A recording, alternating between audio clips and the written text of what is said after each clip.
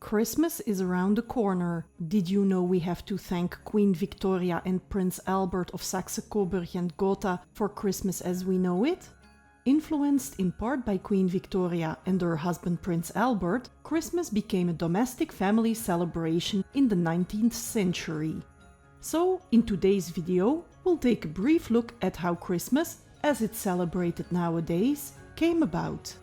One of the most famous customs, which came to England during the Victorian era and has also found further international distribution, is putting up and decorating the Christmas tree. In Germany, the custom already existed well before the 19th century. The Roman Catholic Church initially wasn't a fan of the Christmas tree because of its pagan origin, but after some time the Church adopted the tradition as an element of the Christian Christmas.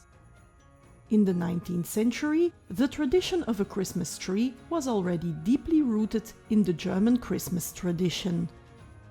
Despite popular belief that Prince Albert, Queen Victoria's husband, introduced the Christmas tree to the British royal court, it was in fact Queen Charlotte of Mecklenburg-Strelitz of the British royal family in Windsor in 1800.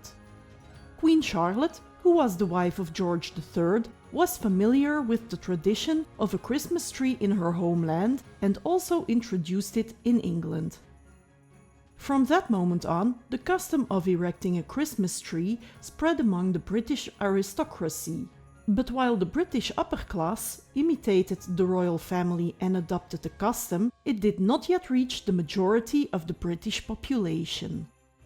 Although Queen Victoria and Prince Albert did not put up the first Christmas tree in England, it is safe to say that they spread and established the custom in all social classes in England due to the emergence of the new illustrated print media. Most relevant to the spread of the Christmas tree tradition in England was the Illustrated London News, a newspaper largely aimed at a middle-class market. The middle class of the time was in a period of growth, and the magazine not only reflected this, but also provided them with an image of a desirable lifestyle. In December 1848, a picture of Queen Victoria, Prince Albert and their children with a decorated tree standing on a gift table full of presents appeared in the newspaper. In addition to the picture, an article describing the Christmas tradition of the royal family was published.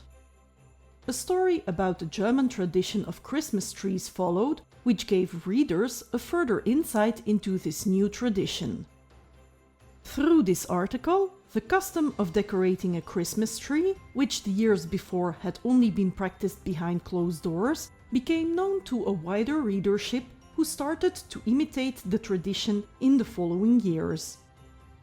In the 1909 Christmas edition of the Illustrated London News, the Christmas tree was described as a firmly established element of Christmas festivities that could not be imagined without. In Covent Garden alone, 70,000 Christmas trees were sold that year.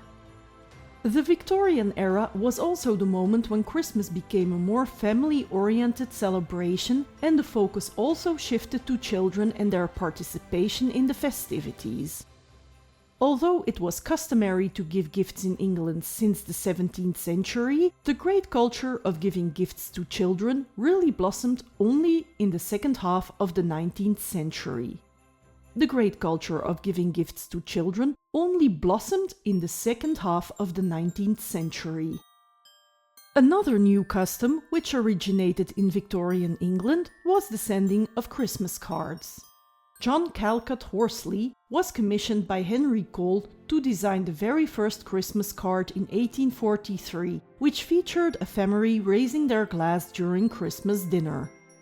The reform of the postal system, with the introduction of the penny post in 1840, made sending mail less costly, which ensured that the tradition quickly got adopted by the general population.